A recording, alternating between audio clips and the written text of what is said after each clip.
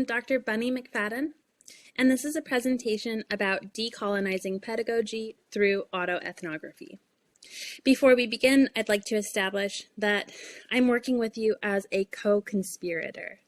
And this is a term from Dr. Bettina Love, and it means that we're all working together in a fight against injustice. So I'm calling you to action during this presentation. The most important tool we have as educators is the power of our story. So I'm going to be talking about autoethnography and how we can actually use it in order to fight back against some of the harms that school reproduces. Before we begin, I'd like to just establish the historical background of this presentation. We're walking into this together with the knowledge that school has historically been a place of cultural, linguistic, racialized, and capitalistic violence against students. This premise is essential in order to understand how decolonizing pedagogy using storytelling works.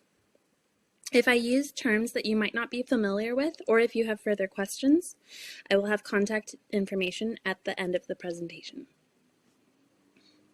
So, first, let me introduce myself. I am Dr. Bunny McFadden. I just got my doctorate from the University of South Carolina in this spring of 2021, and my dissertation was on autoethnography and how we can use it in order to help our students. So I am a Chicana, I'm queer, I'm neurodivergent, I'm from a working class background. I was a union educator. I was an English language arts teacher for a decade, and I am also a bit of a bookworm, and I love stories. Stories have always been my way of escaping and sheltering myself and surviving. So in this presentation, I want to recognize that you already have your own story. So I'm not trying to tell you your story. I'm going to tell you my story in order to model for you the work of autoethnography.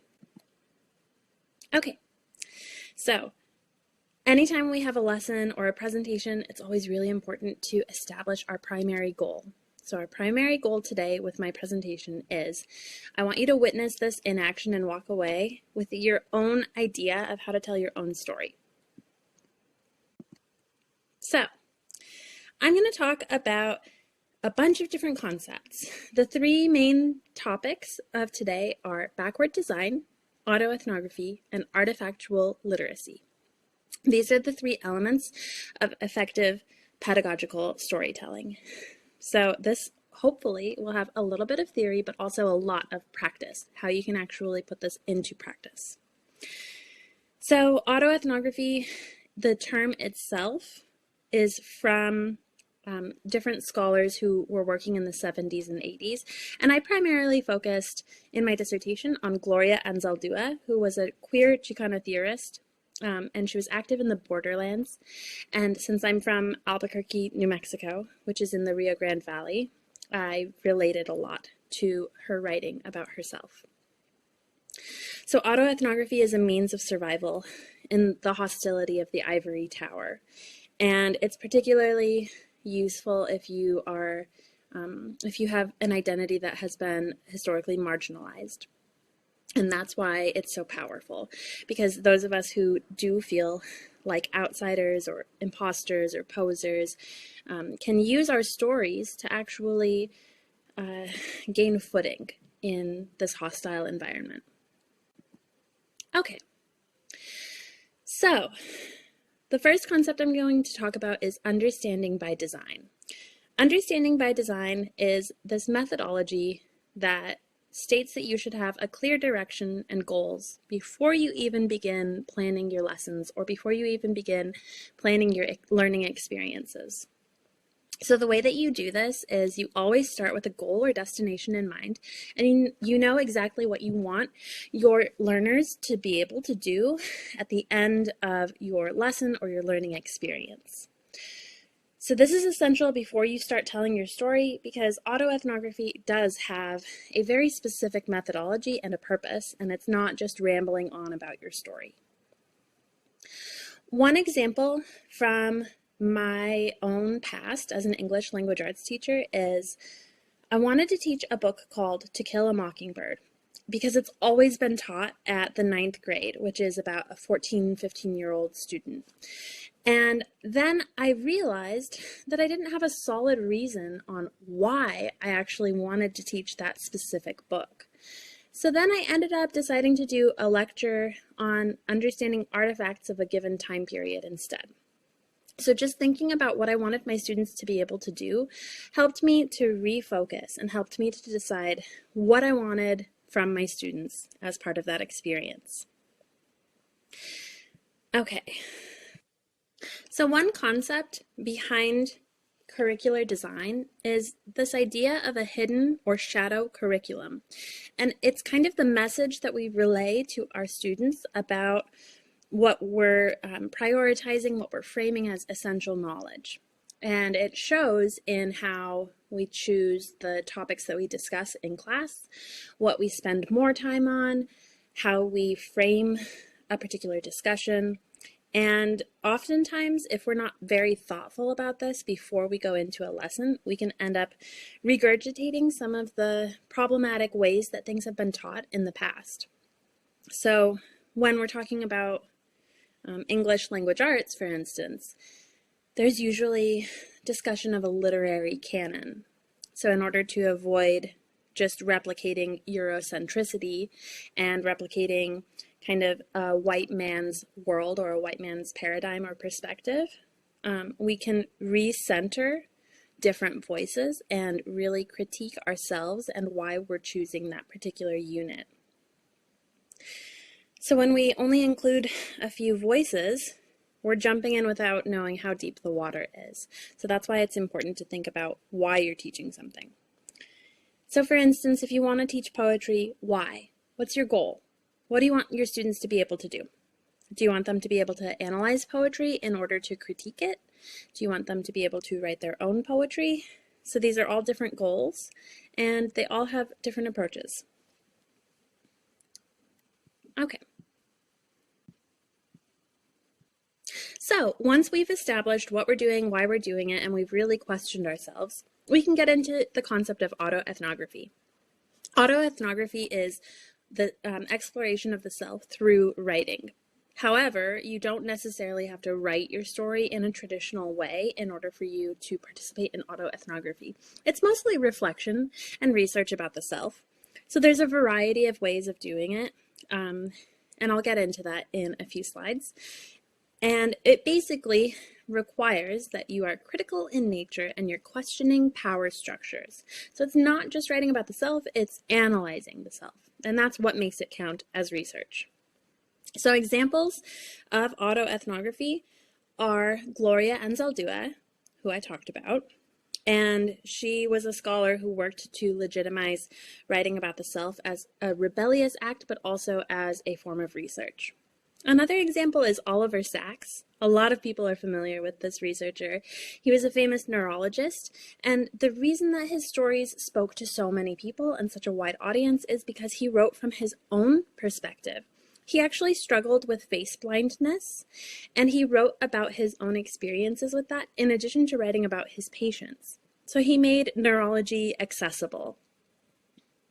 And then another example, a very common example, is Sesame Street.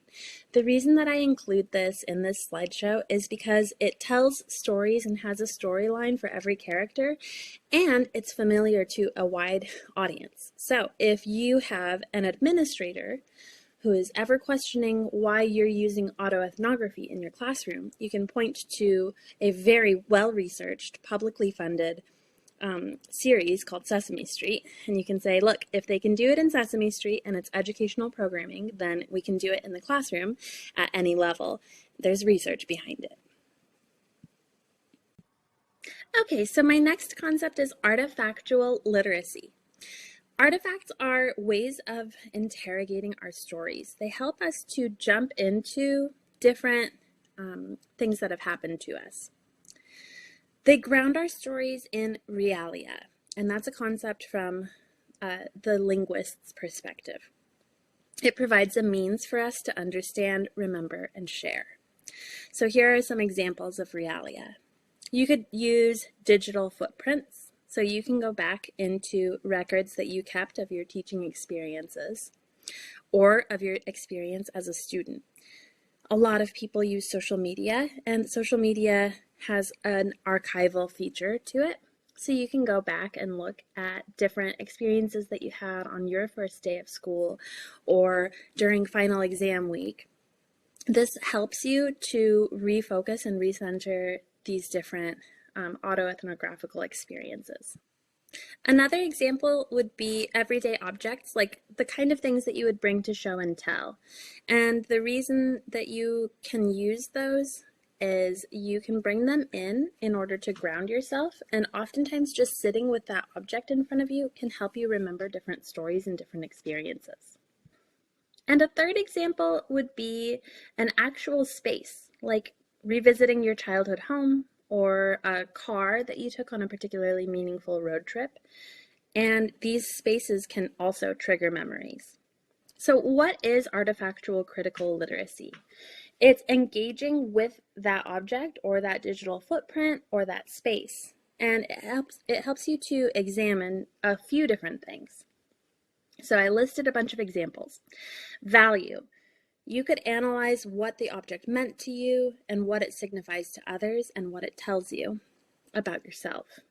So for example, if your most prized possession is a cheap looking plastic bracelet that a student gave you, but it's really deeply meaningful to you, that could be an example of value and how something at face value doesn't look important, but it actually really is. Time scale. Time scale is how it fits into the context of its time.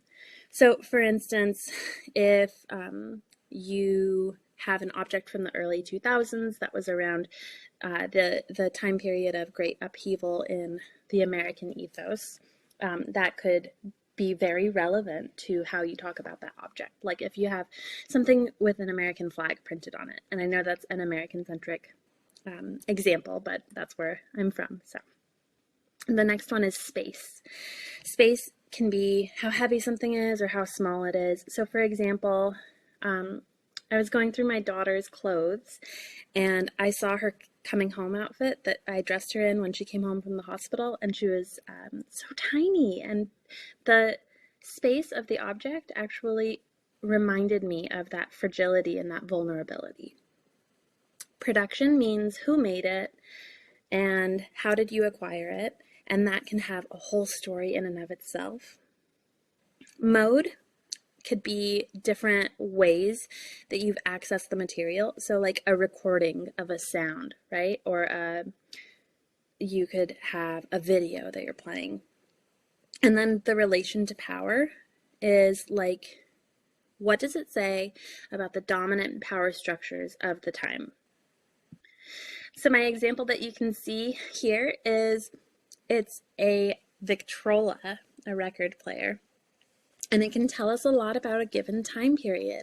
So it's not just about the function of the object, there's also a form and an elegance to it. And it tells us a lot about what is popular and what is meaningful and how important the Victrola was to the household and the family because it was a centerpiece at the time.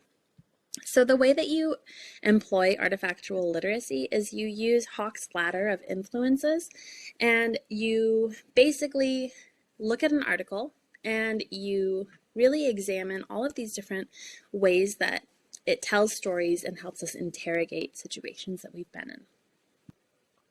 Okay, so I'm going to sum this up. When you use autoethnography, you want to start with a goal before you start thinking about a story. Then you want to make it research, and you want to make it research by being critical of power structures. And then finally, you want to ground it in realia, and by that I mean you can use objects or digital footprints or spaces in order to help you interrogate and really get into the meat of the story. Okay, so this final slide is here so that you can keep in touch with me. I have my LinkedIn, my Twitter, and my website, and I also have a number of handouts available that actually go into depth on how to do this, and they're all available on my website for free. They're available as PDFs, and you can download them, you can print them, you can reproduce them and share them as much as you want. They just have my website and my contact information at the bottom. And I ask that you leave that there so that people can get in touch with me if they have any questions. Thank you so much, and I really appreciate the time that you've spent with me here. This has been a wonderful experience.